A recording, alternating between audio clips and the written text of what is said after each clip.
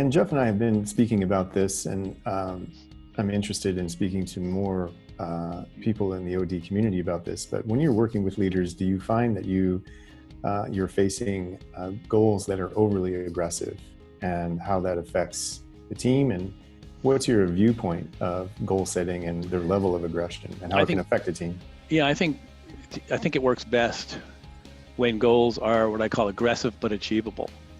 So it's in terms of the theory of goal setting, which I've been passionate about since my college days. I remember finally figuring out they always keep moving the goalposts back. No matter what you do, somebody always wants more.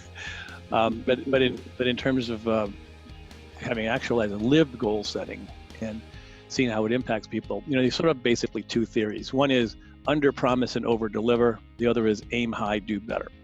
So in the under promise, over deliver, people want to be conservative in their goal setting so they can beat their goals and celebrate when they're as the victors when they exceed them.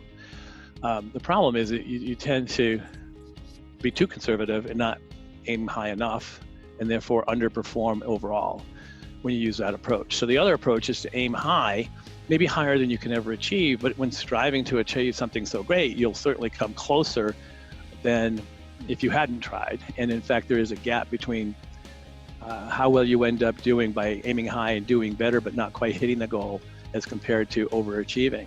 And I like to play in that space right there. I don't like to have goals too high, because then you demoralize the team when they're not making them. So I say like 75% of the time, you ought to be achieving the goal that you're managing to.